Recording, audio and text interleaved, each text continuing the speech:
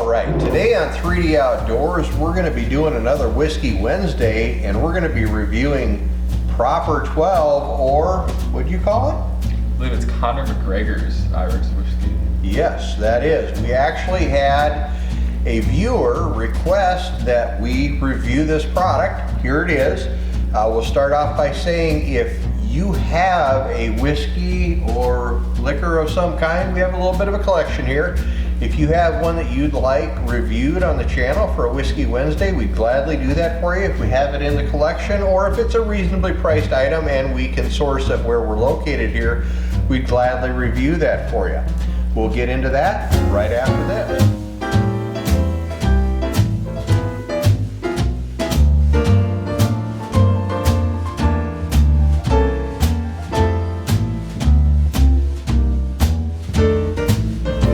Today we have a special guest. My son Anthony is joining us on the channel today. Yes, he is well over the drinking age, so not a problem there. Might not look it.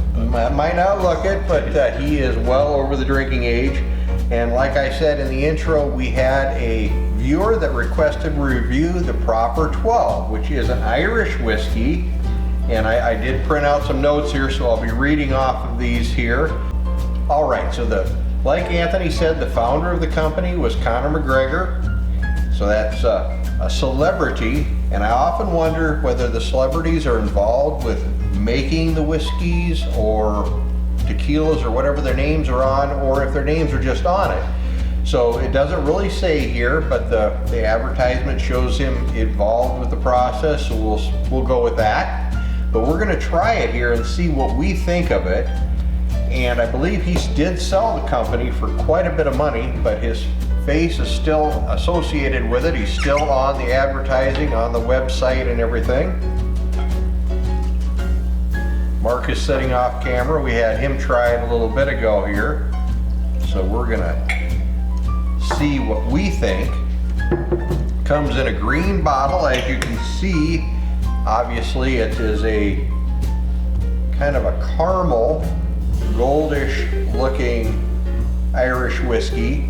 Now this is an Irish whiskey that's aged in ex-bourbon casks. Comes in at 4 years old. States on the bottle aged 4 years in bourbon barrels. And I'm looking for the proof right now. I'm not seeing the proof on the front. Let's see on the back here. On the back, it's a 40% ABV, so it's an 80 proof Irish whiskey. I would probably put that in the range of like a Jameson. I think Jameson rings in about that level. I think the parent company where they source a lot of the product from, because it's a blended Irish, I think the parent company is Bushnell's, or one of the places where some of it comes from. But let's see what we get from an Irish whiskey, and a lot of the Irish whiskeys and scotches and stuff are aged in ex-bourbon casks, or wine casks. So I'm sure what this will bring after being in a ex-bourbon barrel.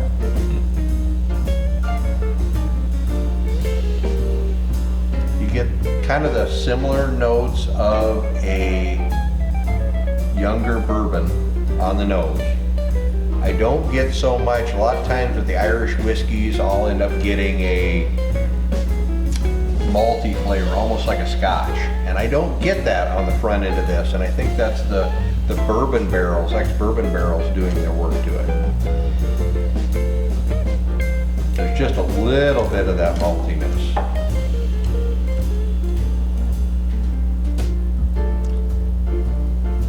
Fan of the color.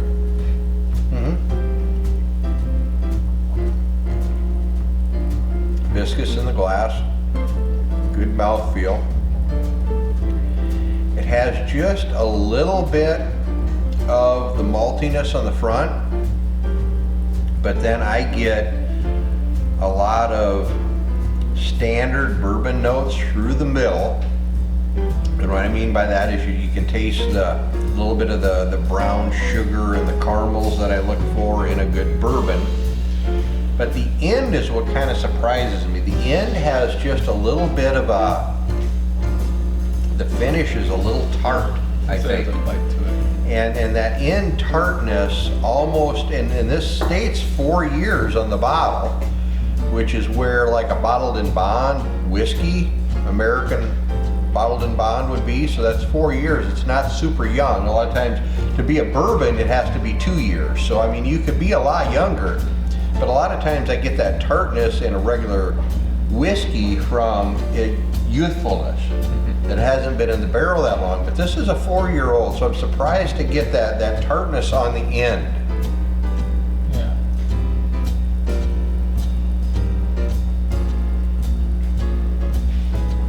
What do you think? Do you like it? I do agree with the tartness at the end too. It gets me a little bit of a surprise. I don't have much to compare, I ain't gonna lie, from that. But when you're talking about like the tones of the malts and things like that, I agree. Compared to different drinks that you talked about. Yeah. I mean, it's good. And at a $23.99, I picked up this bottle at a local outlet for $23.99 for a $7.50. I mean, that's a very reasonable price point. So a lot of people may not, at that price point, may not be, we're sitting here drinking it neat today, and a lot of people probably wouldn't drink it neat. They're probably mixing it with, a lot of people would think like Coke, but a lot of times I think ginger ale goes a lot better with an Irish whiskey when I'm mixing. So I would say a ginger ale with this would probably be really good. And again, at that $23.99 price point, that's a good deal. I mean, that's not going to break the bank. It's not. I wouldn't put it up in. Well, I would put it in the same category as Jameson. I wouldn't put it up in the like the Redbreast 15, but you're talking $100 whiskey there. Yeah. Redbreast 15 is phenomenal. That's an awesome Irish. We could do a whole review on that someday. Maybe we will. Just let us know if you want to see that. But for a quarter of the price, I think this is a great value. I mean, I think it's right in a price point where people can afford it. It brings you some of those good Irish notes yet, but yet it's pulling some of that character out of those bourbon barrels. I think it's really good. Now, whether Conor had anything to do with the blending or figuring out how the tastes were going to be, they don't really say. I mean, I took a bunch of notes here to see if we could figure that out, and it doesn't really say, but if he did, good for him. And if he didn't, he ended up with a good product anyway for the price point, I think. Yeah, speaking of character, Conor McGregor certainly is one, so just to be able to spend that price point to say you're drinking his whiskey, not the worst. Yeah. If you're really looking for that name brand recognition. Yeah, oh yeah, definitely, yeah. The notorious one does put on a show. Yeah, yes, exactly. I definitely wouldn't want to get in his way either. No. Not at all. So no offense if you happen to see this, I'm sure you won't, but no offense. I don't want to get in your way there. I'm a fan of your whiskey. Yes, yes. So there you go. There is Anthony and my review of Proper 12, or Conor McGregor's whiskey, as you probably know it. I give it a good grade. I would probably say, you know, weighing in the price point, I would probably give it a A- B+. It's obviously I weigh in when I grade them. I weigh in price and flavor. I mean, if you take away the price, you can shoot for the moon. But a lot of people are going to be looking at the price, and I would give it a B+ or an A-, I think, for the price and the flavors you get and the drinkability. We're sitting here drinking it neat, and there's no problem with that. So obviously, it's a good product. Yep, it goes down at the smooth, you have a little bit of the tartness at the end. Especially for someone that's like on, say, my price point, the price range for an A. Yeah. And drink it for sure. Yep.